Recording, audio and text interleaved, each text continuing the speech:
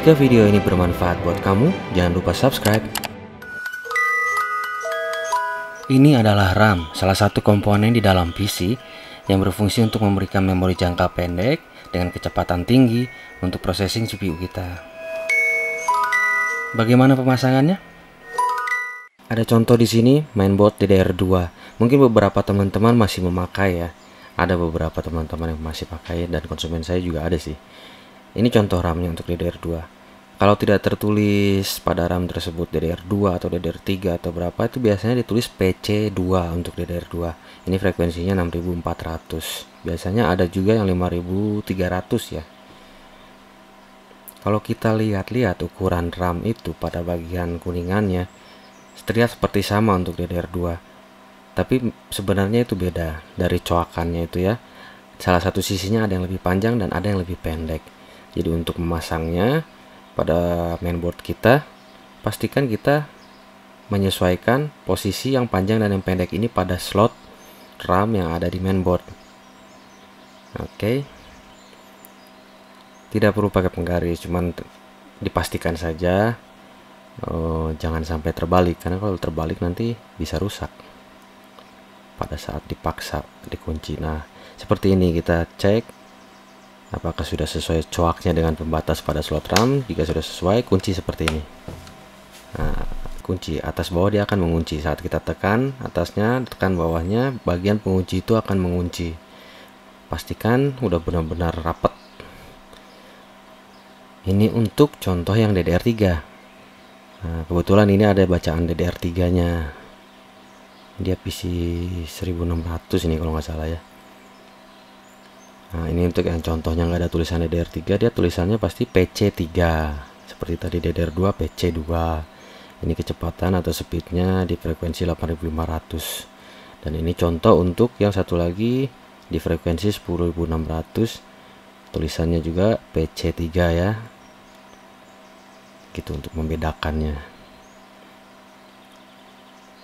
Secara garis besar sama pemasangannya. Ini contohnya kita ada mainboard H81. Untuk DDR3 itu kita mudah untuk membedakannya karena coak pada atas dan bagian bawah seperti ini kelihatan ya.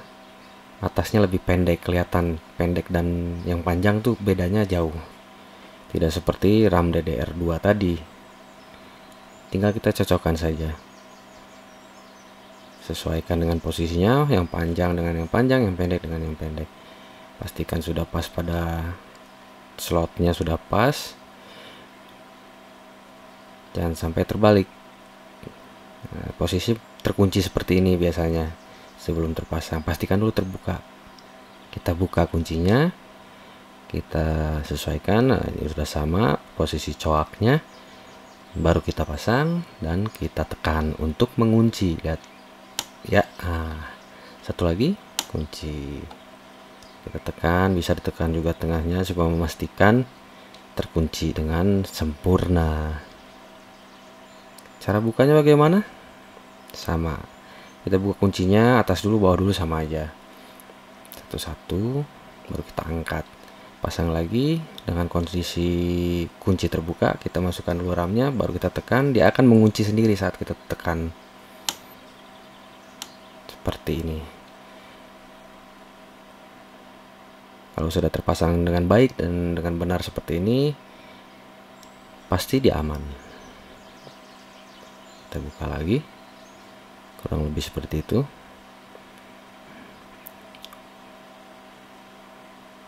Berikut kita ada contoh bagaimana pemasangan RAM pada PC, unit PC yang sudah terpasang. Tadi contohnya kan mainboardnya masih di luar tuh. Nah, tadi ada RAM-nya, tadi kita cabut dulu. Ini RAM-nya kita pakai yang berbeda merek. Tidak apa-apa bila teman-teman memiliki RAM yang berbeda ingin dipasang. Berbeda merek, yang penting masih satu jenis RAM DDR3 dengan DDR3 lagi. Dan dipastikan, direkomendasikan untuk frekuensinya yang sama. Tidak masalah dengan merek yang berbeda, asal RAM-nya benar-benar kondisi prima, kondisi bagus, dan frekuensinya usahakan sama. Berbeda kurang bagus. Bisa saja sih sebenarnya nyala. Nah, untuk ini contoh di PC ini masih DDR3 juga. Coaknya kelihatan beda ya. Atas dan bawahnya, atasnya lebih pendek. Kita pasang seperti ini. Jika kita punya 2 RAM, biasakan saat pemasangan atau saat pengecekan memastikan nyala, pasang dulu satu dulu pasang. Nah, seperti ini. Biasanya saya seperti ini pasangnya. Ditekan supaya pasti dia terkunci dengan sempurna. Tapi harus hati-hati. Jika sudah terpasang seperti ini, boleh kita colokkan kabel ke output displaynya atau ke monitornya, baru kita pasang kabel power ke power supply-nya. Kita coba nyalakan untuk untuk keyboard dan mouse-nya bisa belakangan aja. Ini karena kita belum pasang dua-duanya, baru mastiin aja dulu nyala. Kita tunggu sampai tampil. Kalau tampil berarti udah oke. Baru kita bisa pasang RAM yang kedua. Oh, belum nyalain, ntar. Oke, sudah terbaca ya. Ini ada indikator atau notifikasi pada perubahan memori, itu wajar, normal. Kalau sudah, kita matikan aja. Ada yang dipencetnya sekali, ada yang dipencetnya agak lama. Biasanya kebanyakan sih sekali pencet, klik udah. Nah, ini RAM yang kedua kita pasang. Posisinya harus mati dulu ya. Baru kita pasang yang kedua, jadi dibiasakan seperti itu. Bisa dari kanan dulu atau dari slot yang kiri dulu. Baiknya sih sebenarnya dari kanan dulu, terutama untuk yang slot RAM-nya 4, lebih baik dari kanan dulu. Karena ini kebetulan memang contohnya yang sudah jelas PC yang nyala, slotnya yang tidak bermasalah ya. Kita dari kiri tadi masangnya. Oke, sudah terkunci seperti biasa tadi masangnya, jangan lupa ditekan. Nah, ini baru kita pasang mouse dan keyboardnya.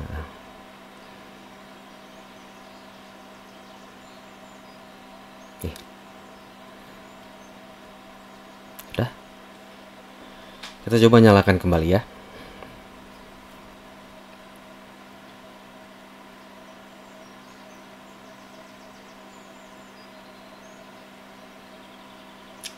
Oh.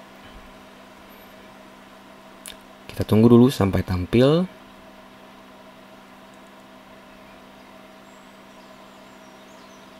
Oke, CPU or memory change, berarti dia ada perubahan pada RAM-nya, dia terdetek.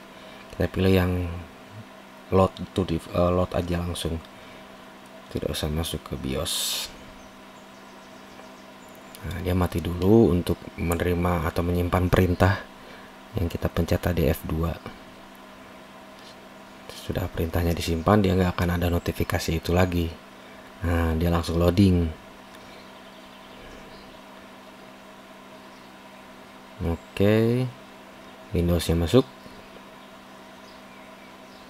Kita tunggu dulu sampai loadingnya beres.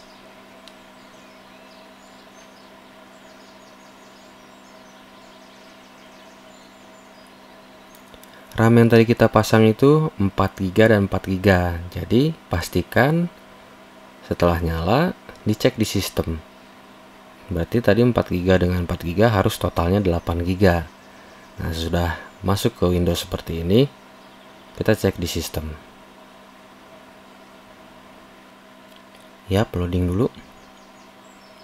Oke, sudah terbaca 8GB, berarti RAM-nya sudah terbaca kedua-duanya. 44 jadi 8. Itu terbacanya 6,96 usable, itu berarti 7GB yang usable-nya karena termakan oleh VGA onboard. VGA onboard-nya saya setting di BIOS tuh 1GB, jadi memakan dari RAM. Setelah kita cek nyala dan benar, kita bisa cek kesehatannya menggunakan aplikasi bawaan dari Windows-nya. Kita ketik aja MEM dulu, memori sih sebenarnya. Nah, di sini ada pilihannya Windows Memory Diagnostic. Ya, pakai ini juga bisa cukup ampuh untuk mengecek kesehatan RAM kita. Tinggal kita klik yang atas, Restart Now and Check Problems. Dia akan restart dan proses pengecekan akan dimulai pada saat booting berikutnya. Seperti ini. Mana ya? Inilah pokoknya.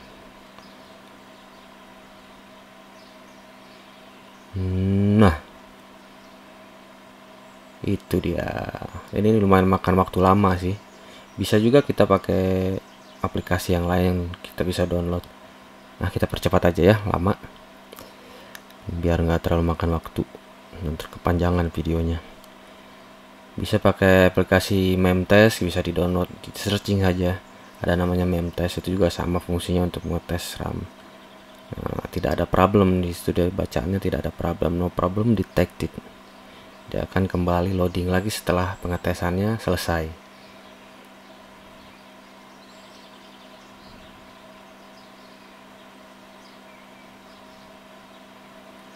Oke, sudah kembali menyala, sudah dites juga, melakukan pengetesan menggunakan memori diagnostik tool bawaan dari Windows-nya. Berarti RAM sudah terpasang, sudah aman, dan kondisinya sehat. Siap dipakai. Kurang lebih begitu saat kita memasang RAM pada PC. Jangan lupa juga dites. Kalau sudah terpasang seperti ini dan sudah dites, PC sudah bisa kita gunakan dengan aman.